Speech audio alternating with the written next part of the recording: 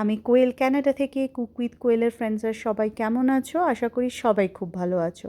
আজকে তোমাদের সাথে শেয়ার করব লাসুনি পালকের রেসিপি, মানে রসুন দিয়ে পালং শাকের একটা গ্রেভি। এবং সবচেয়ে মজার কথা হলো এই গ্রেভিটা কিন্তু অন্যান্য অনেক কিছুতে ইউজ করা যায়। তো চলো শেয়ার করি কিভাবে আমি করি। তো প্রথমে বেশ কিছুটা পালং শাককে আমি গরম জলে একটা ফুট দিয়ে নিয়ে তারপরে সেটাকে আইস ওয়াটারে ভিজিয়ে, যেটাকে বলে ব্লাঞ্চ করে নেওয়া, সেটা করে নিয়েছি। তারপর সেটাকে একটা ব্লেন্ডারে এক টুকরো আদা আর একটা কাঁচা লঙ্কা দিয়ে ভালো করে ব্লেন্ড করে একটা পেস্ট বানিয়ে নিয়েছি। আর একটা প্যানের মধ্যে 2 চামচ সাদা তেল আর 1 চামচ বাটার দিয়েছি। তারপরে জিরে, শুকনো লঙ্কা ফোড়ন দিয়ে বেশ কিছুটা রসুন কুচি দিয়েছি। রসুনটা একটু ভাজা ভাজা হলে তার মধ্যে একটা ছোট পেঁয়াজকেও কুচো করে কেটে তারপরে সেটাকেও ভেজে নিয়েছি।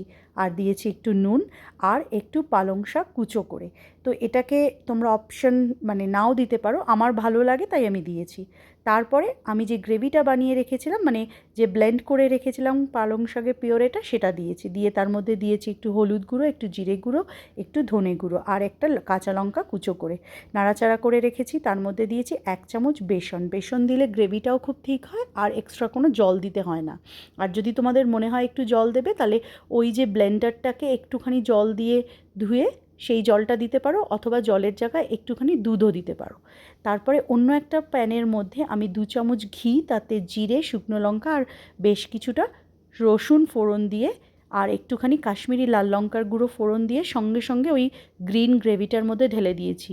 তো এই হচ্ছে মেন রেসিপিটা। এরপর এই গ্রেভিটার মধ্যে তুমি পনির দিতে পারো, বা বোনলেস চিকেনকে একটুখানি আগে থেকে সটে করে নিয়ে তার মধ্যে দিতে পারো, তাহলে পালক চিকেন হবে, পালক পনির হবে। তবে আমি এটা শুধু এমনি এরকমভাবেই রুটি বা পরোটা দিয়ে খেতে খুব পছন্দ করি।